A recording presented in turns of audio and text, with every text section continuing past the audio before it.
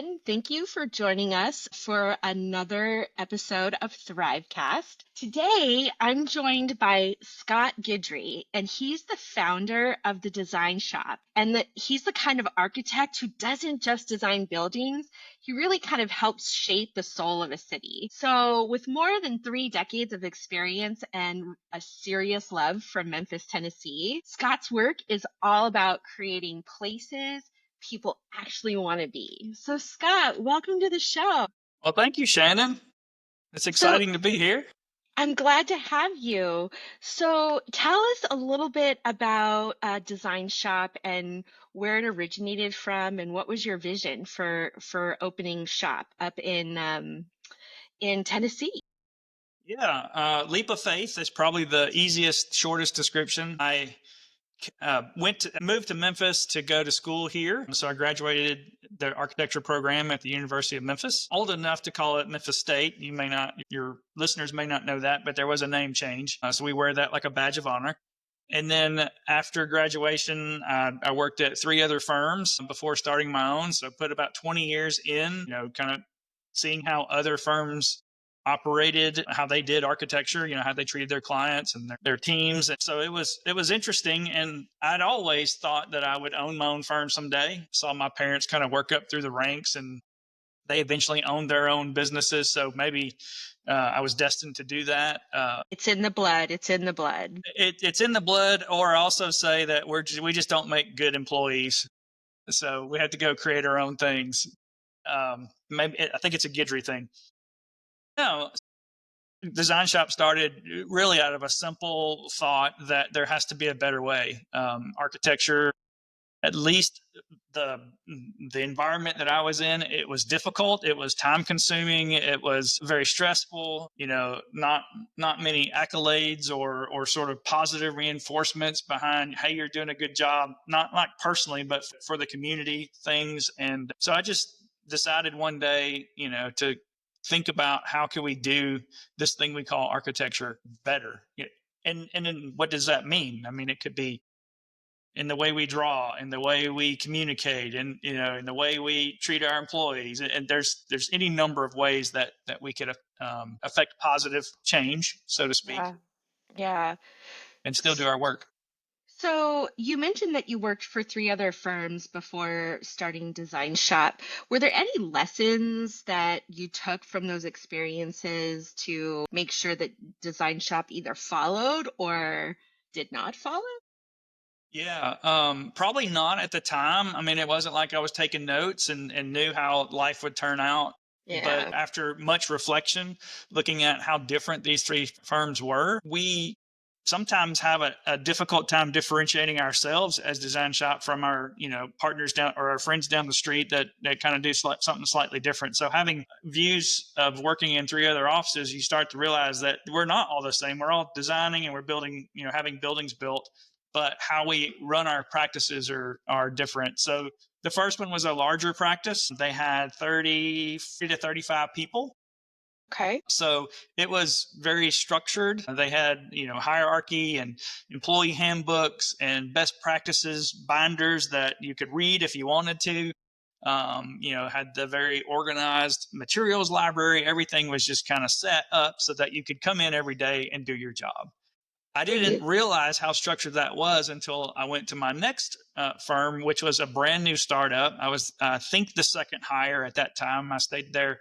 Each place was the first 2 was about 5 years apiece, and then the third one was 10. So I'll get into that in a second. But the second one was brand new, and we didn't have anything. The materials library was a closet, and it was empty.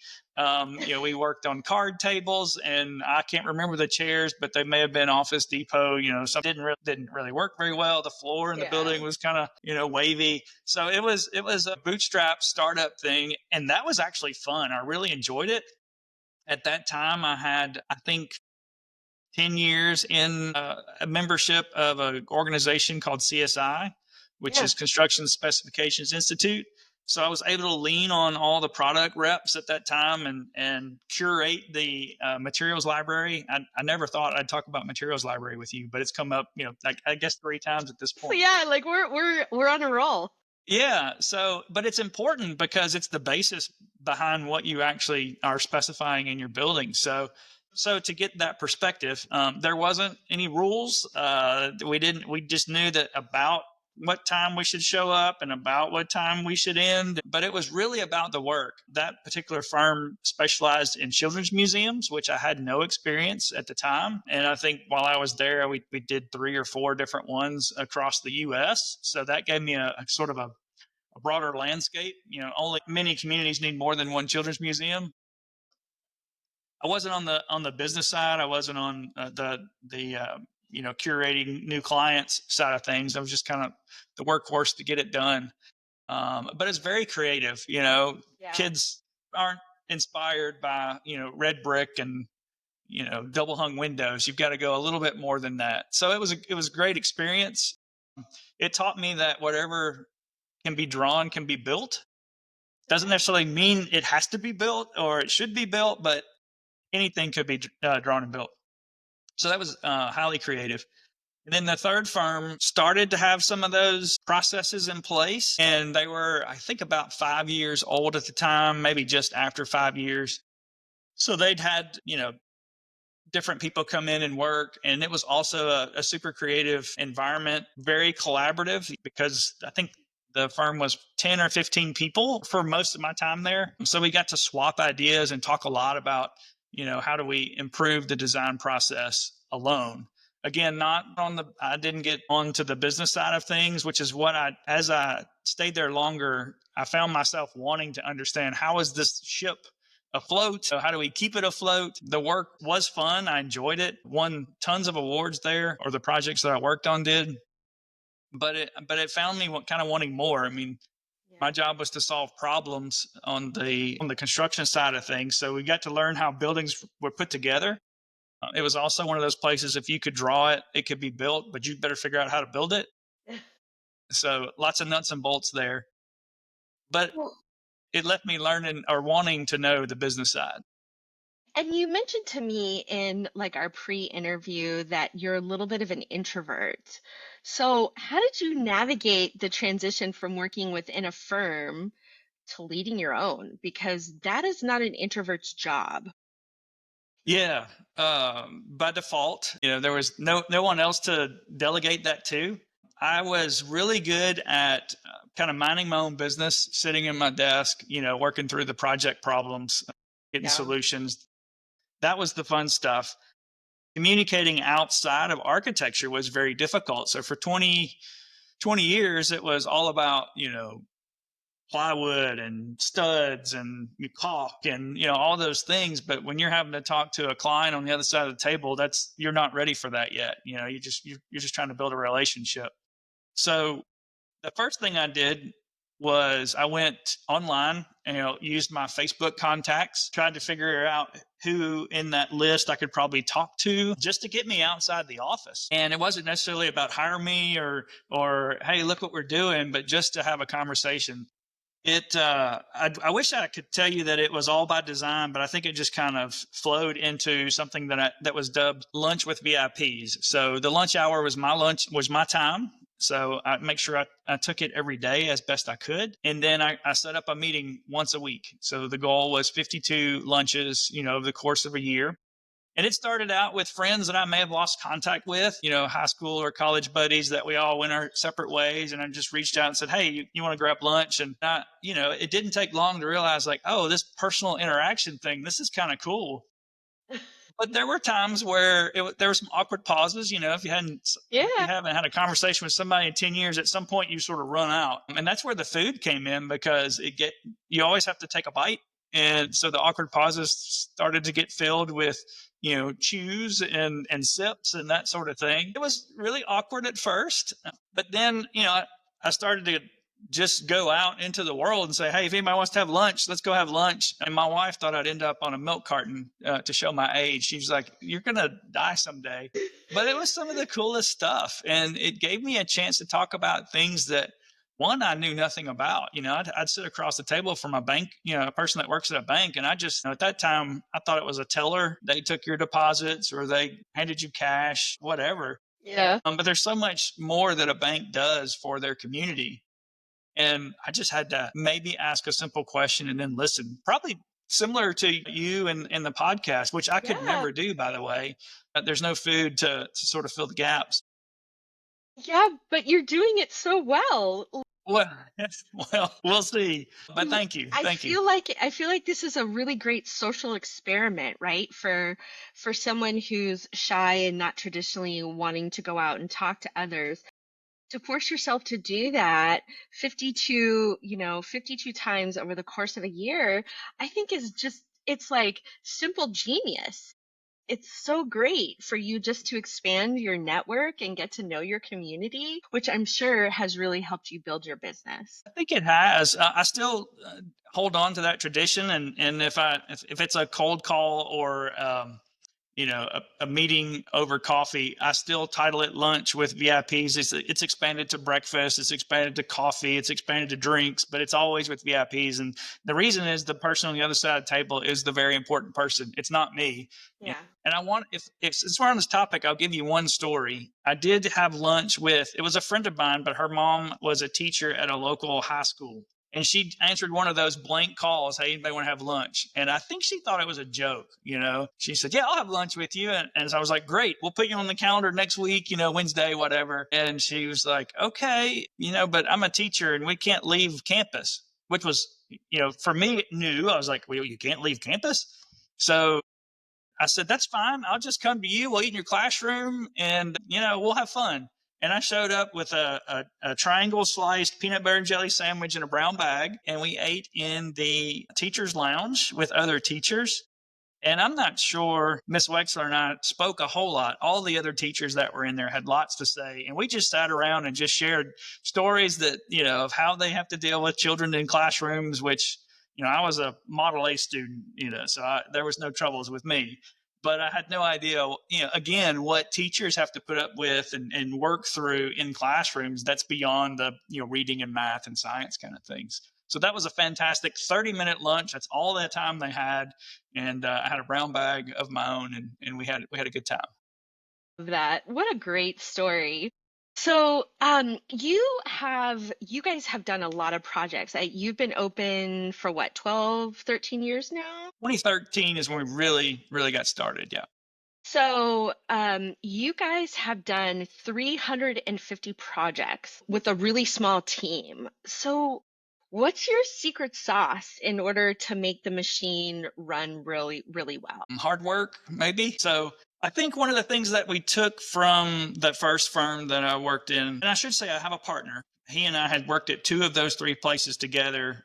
And there's a whole story there. We can circle back to it if you want. But that first firm, I could see how structure really made a difference. People kind of knew what to expect. So, and it was simple. The last place that I came from, schedules weren't really a thing. I was like, just get it done. And so we worked until it was done. At least from my point of view, maybe the partners of the firm had a schedule, but they didn't really tell us. I don't know how that worked. But for us, it was really about being diligent about schedules. And I knew how long it took me to do different parts of the work. I had to learn over time how long it might take someone else that may have less experience, more experience, different experience, those kind of things. So that's a learning curve that kind of got me by surprise. But it's all about budgets and schedules. It sounds boring, and the creative field hates those words, but it became very critical part of how we worked. And I work more on the business side of what Design Shop does. I do still get involved in the creative stuff, but only when they let me. But I am focused on creating a business that at least for architecture is run like a real business, and Yeah. it has profit margins and deadlines and aspirational goals of growing and doing the things that we need to do. I really want people that come to Design Shop to that work with us for it to be the best experience that they've had. The best that I can create anyway. So you have worked on a lot of industrial spaces, right? What excites you about adaptive reuse? Or does it excite you? Yeah, so it's never, as weird as it sounds, it's not about the buildings. It's about the people, it's about the relationships, it's about community, building trust, Yeah. listening, sharing goals. So if someone comes to us with commercial office space, and let's just say they need a lobby upgrade. It's built, maybe the building's built in the 90s and it hasn't been touched since then. So this is something smaller, maybe on an interior side of things. And so for me, it's like, okay, why is this important? The carpet is still carpet. It's green, and we don't do green carpet anymore. The walls are mauve. We don't do that anymore. But again, why is it important to do this? And it comes to the people that enter the buildings, whether they're prospective employees or clients or current employees that just kind of have lived and grown into the space. How might this change their lives? As silly as that might sound, because but we spend a bunch of time, at our work, right? No matter what Yeah. field you're in, there's a lot of the day that's involved in work. Yeah. So we're trying to look at how can we affect the person that wasn't expecting to be affected, Yeah. by our creativity. And sometimes it's simple moves. We're very intentional in how we do our work. So every dollar needs to matter. It's got to be put in the right place. So yeah, I mean, it's about improving. There has to be a better way. It's about improving things the best we can. Yeah, I love that. Making it kind of a people first approach Mhm. always seems to tell a better story and usually resonates better with those that are using the space, right? So I love that approach because not all architects work in that way. They work from the outside in, and you sort of work from the inside out, which I think is really cool. May use that. Thank you. Yeah, yeah, no problem. So, I want to talk a little bit about Memphis because Yeah. Memphis is known as a blue collar city. How does that influence your approach to design when you're working cities such as Memphis? Yeah, we had a NBA basketball player actually dubbed that. He wasn't from here.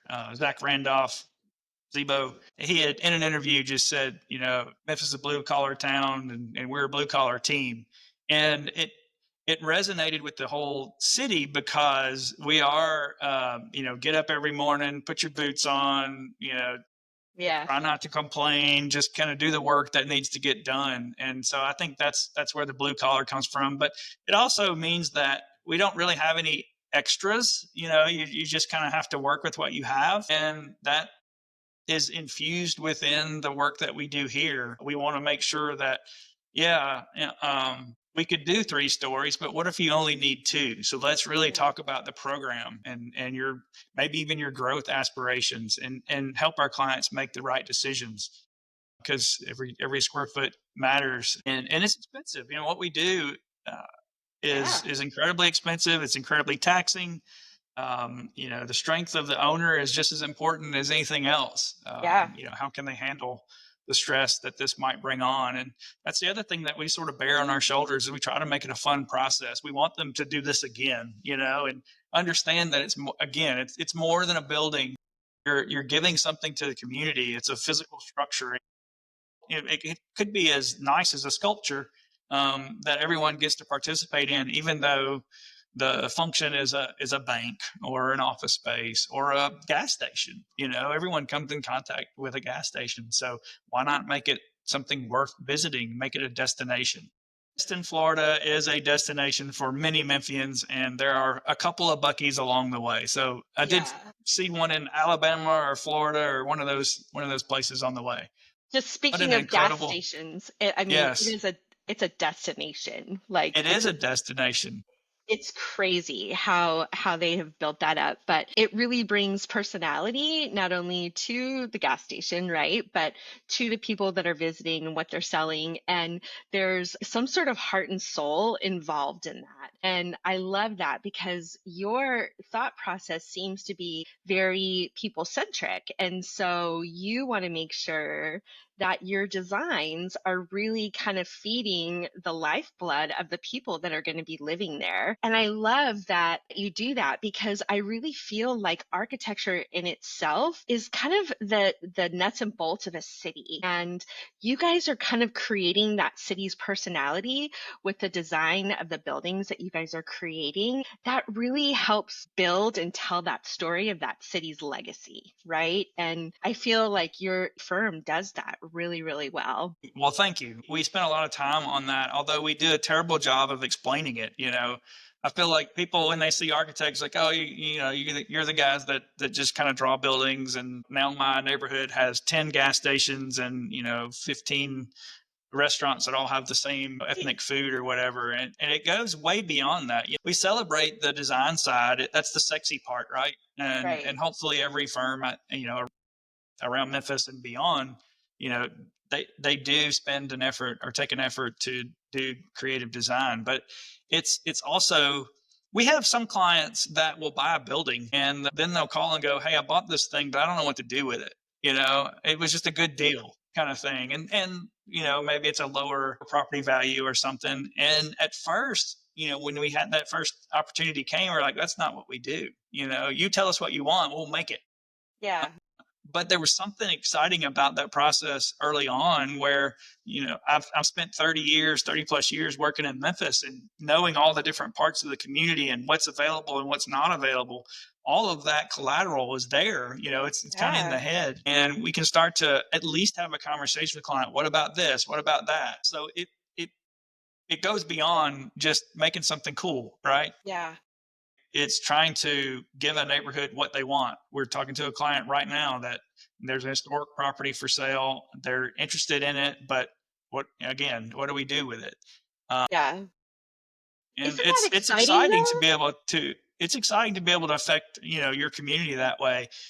And we're trying to learn how to do that outside of Memphis right now. This was the first year that we started going into, or last year was the first year we started going into North Mississippi, which is literally a 10-minute drive across the state line. But it might as well have been the Great Wall of China for so long. So there's a lot of overlap, but it's a completely different community. Yeah. And you have to appeal to that community's needs, right? Which is probably completely different than that of, the community members in Memphis, Tennessee. And you have to be able to speak their language in order to be able to design something that's going to be efficient and effective for them in the long run. So that's really important. Good for you for crossing the bridge and heading over to your neighboring community. That's awesome. Thank That's you. great. Thank you. It's been fun. Yeah, I bet it has. So, if someone wanted to start a business like you have from the ground up, what do you think is one piece of advice that you would want to give a new business owner? Is that business owner an introvert or an extrovert? That's a trick question. Well, let's make them an introvert since you're an introvert.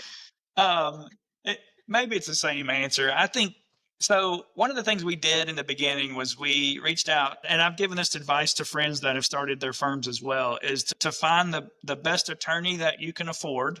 Mm, Maybe not the most expensive guy or firm in town, but the best one you can afford. Find a really good bank that can give you good advice. And sitting across the table from bankers during lunch with VIP sort of gave me that intel, and also an accountant. You need a really good accountant. So yeah. those are very boring answers or things to your question, but I think they're critical to getting off on the right foot. Beyond Yeah. that, I would say understand people. So I was not ever involved in hiring in any of the firms that we worked with or that I worked with in the past. And it's a science in itself. It You is. have to first understand what you need in order to ask the right questions to see if that candidate can supply those needs. And it's a two-way street. When we're interviewing potential employees now, it's also about what they want. Can we provide an environment that they're looking for? So it's a challenge, and it's something that I probably underestimated in the beginning. Yeah. We're still working on it. I don't know that there's ever a formula that gets it right every time, but we just made a new hire this week, and it was a 2-week interview process, and that person had multiple interviews that they were open with us, which honesty goes a long way. So that was great. We kind of knew every step that he made, and he ultimately chose us.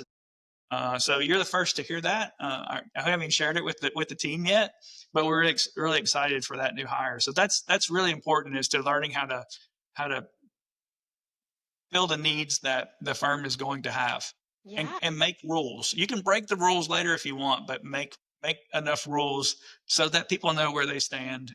You have values and different things that you stand for, and you want your people to kind of do the same thing. So, what's the culture like at Design Shop amongst your team? How do you guys roll every day? So culture's a new word for me. I'm in my Okay. 50s. I didn't realize there was culture in companies. I don't know that we were taught that early on. You just came in and did the work. So I think when the design shop was created, we hired people we knew and they came to the table and then the culture just sort of created or bubbled out of the team that we put together.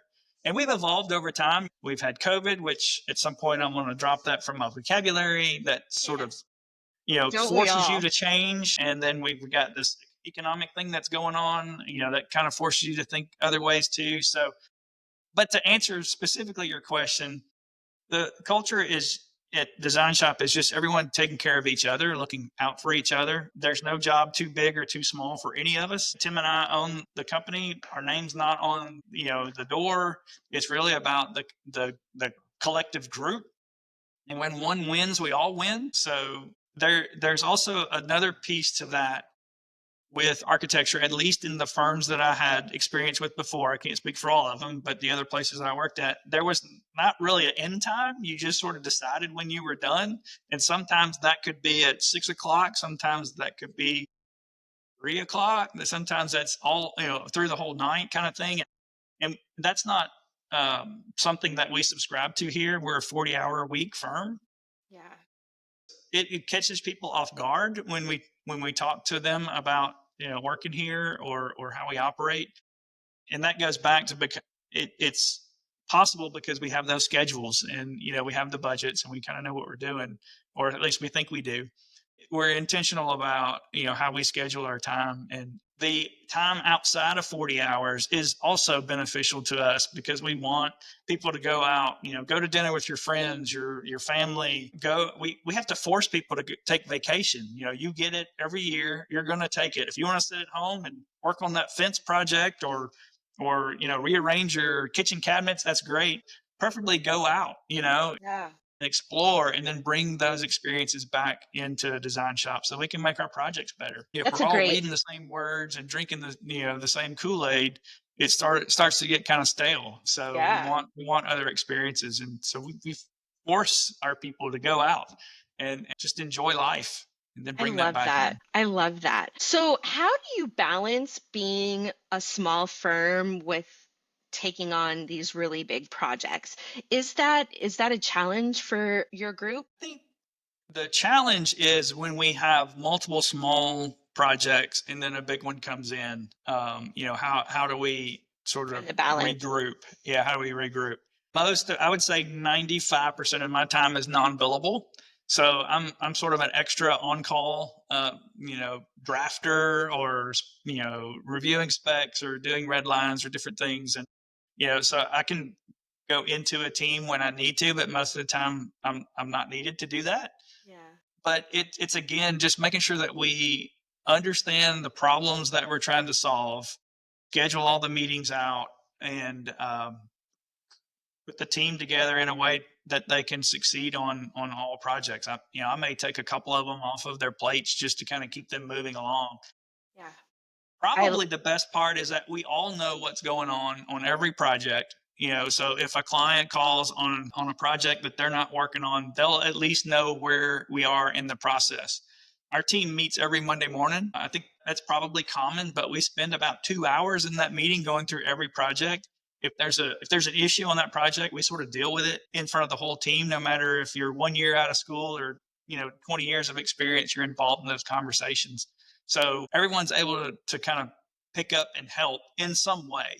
So don't you maybe that's think how we do it.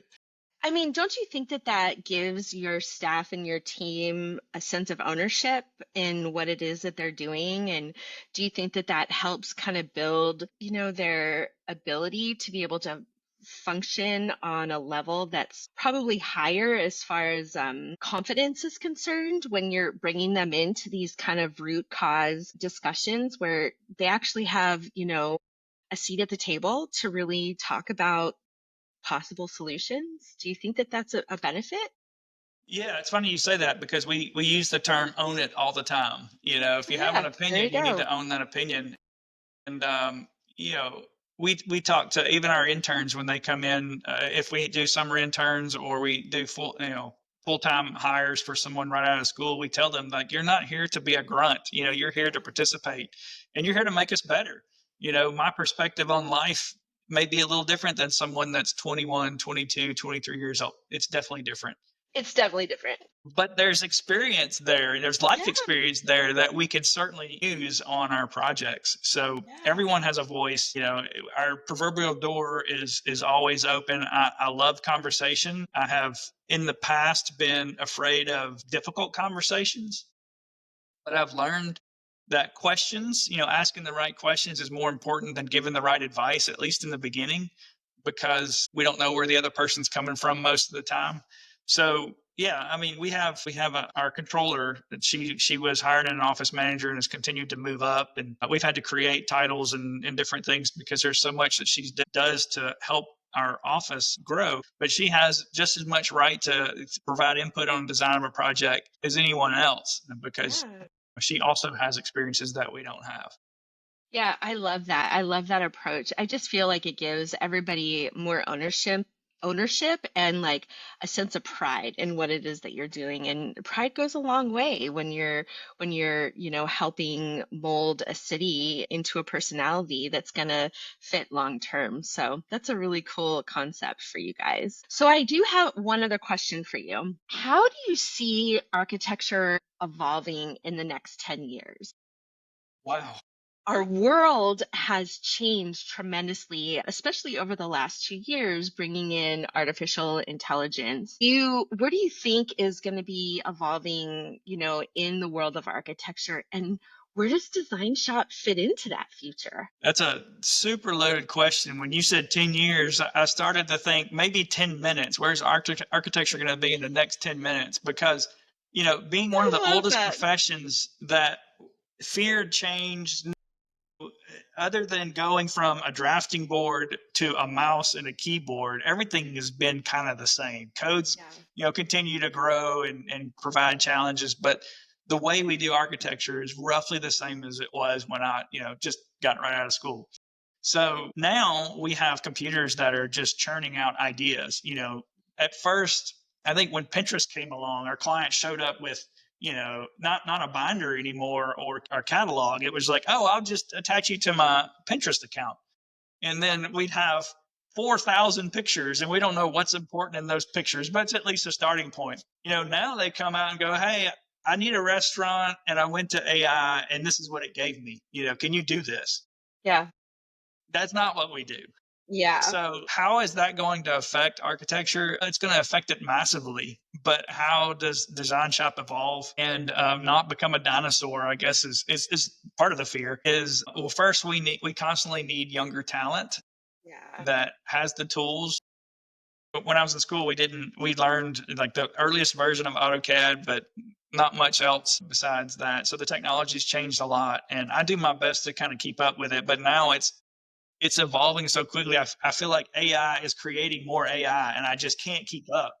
You know, It's so hard. It's so hard to keep up. Yeah. we're constantly looking for tools that make us more efficient and doesn't negatively impact the creative process because I think that's where people in the communities lose is when we turn things over to computers. As weird as it, I don't know how this really equates, and I don't know if I can ever have a conversation without saying that I drive an electric car. And when I first made that shift, there was so much, not really animosity, but confusion amongst my family and friends. How could you have a car that doesn't take gas? And after 5 or 6 years of driving a car, I can't imagine going back. So that's technology that's completely changed. That's coming from a car guy. Yeah. I grew up loving cars and doing, going to car shows and filling my head with full of useless knowledge. So that little change, to see the issues it causes in the community, what happens when that sort of massive change affects buildings? And it has Yeah. to. So Yeah. architects must evolve, but how just keeping up, I guess, and Yeah. investing in Yeah, I think people are the backbone, right, of every successful business. And so one of the common theories that I've experienced through this podcast is the lack of talent and the inability to be able to fill those needed seats. And it seems to be a universal issue across the whole architecture, engineering, and construction industry. So I think everyone is really working on trying to figure out how to fill that gap. And it's been a challenge. So it'll be interesting to see with this next evolution of the new stuff that's out there that are shiny and fun, how that's going to change the architecture industry moving forward. And it probably hasn't hit you guys quite as hard as maybe some of the other industries, like marketing, for instance. It has blindsided the whole marketing industry. But for you guys, maybe not quite as much, quite as quickly, but it's coming. It'll come, I Yeah, promise. yeah. No, I keep my finger on whatever pulse I can. So I do Yeah, see it coming. And I think for the larger firms and larger cities, they are feeling it more than we are right now, just like you said. yeah, But we can learn from that. I think it may have been Gensler. They're usually on the forefront of different technologies. They issued a video about incorporating AI into their processes. I think it's Gensler. I could have that wrong, but it was the honesty behind, this is the technology that's out there. This is the effort that we're taking to understand it. How can that inform, how we do our work? yeah, And it's not letting a computer do it, but how does it again make you more efficient? How do you come up with a better product? We could spend an enormous amount of time on just generic menial parts of the process and shortcut the creative side, which is what we're always challenged with, right? When clients come right. with specific budgets and specific deadlines that may not be enough on either side, but we're still trying to make it happen. Yeah, the technologies are out there. There's some amazing things with AI that's out there for fit studies that people are working on, multi-building 40, 50 acre developments, and just laying out a parking lot in AutoCAD or in Revit, and then having a slight change and go back and have to move the parking space around, recount them all. There are some tools that allow you to do that, but there's also AI that allows you to move a building or stretch a building, and then all the parking lot, kind of it's affected and rearranged around it. So that's fantastic because now they can spend the time and the energy kind of working on better use of the property as opposed to drawing stripes, Right, in a exactly. parking lot. I mean, at the end of the day, I think AI is really about efficiency and improving efficiency in everybody's daily work. So if you can do it and do it in a way that's smart, then more power to you, but you can't, like you had said earlier, leave it up to a computer to do all the work because you're going to come up with a negative result. It's not going to be good. So you really do have to make sure that that human component is fostered in how you're using AI to make your work better, right? So I know in on LinkedIn especially in my groups, there's so much, everyone's bashing AI right now, and it's a bad thing, and it's because it's new and nobody likes it, and that'll die down eventually. And I think once people get smart about how to use it, it's going to become a lot easier to be able to adopt moving forward. Yeah, I mean, it's kind of threatening, right? And that's the Yeah, narrative right now. It's going to replace totally. people, and it may replace some of the things that we do, but I'm not so sure, at least in our field, that it'll replace the people that we have. Agreed. Agreed. The buildings still have to get built, and I'm not talking the construction side of things, but I'm talking about the detailing side that we're on. Yeah. We have to know how buildings go together.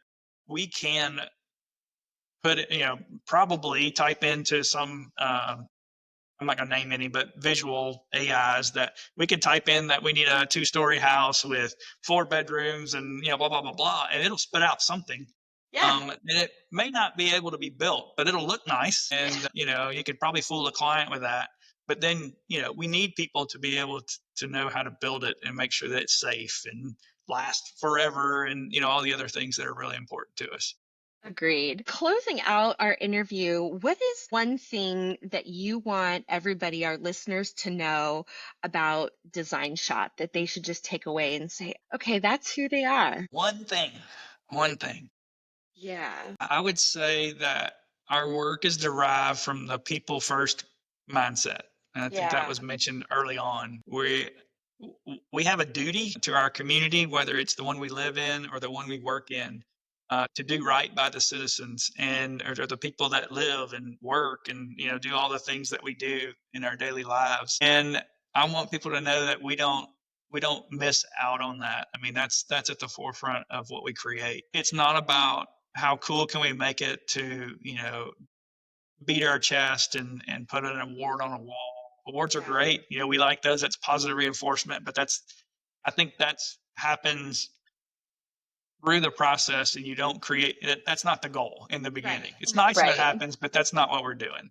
Right. We've also used the word intentionality. Probably labor too much over the way things are arranged or detailed, but it's also very important in our end product is to make sure that it's right. Yeah, that was important. You're an architect, Yeah. and every line drawn and every facet that you make is it's crucial. So I can totally understand that. And I mean, I don't work for your firm, but people first just seems like the perfect description of design shop.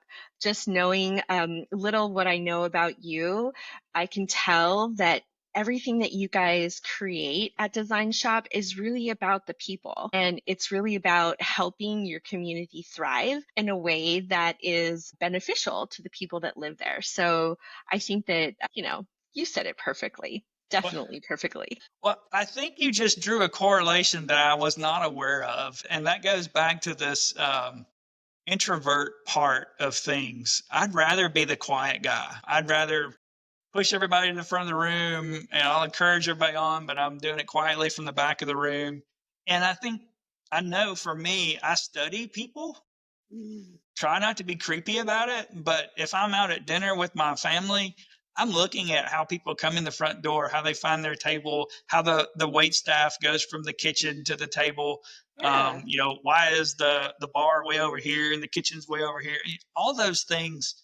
And I'm looking at how people just kind of go about their daily lives. And I think that's just because I'm quiet but it gives me a chance to pay attention because I know someday that'll be important when I do, when we do the next restaurant. Yeah. I It don't know. means something. It means something. So, what is your website address where people can find more about you and your work? Yeah. So it's all one word, Design Shop ARC. All right.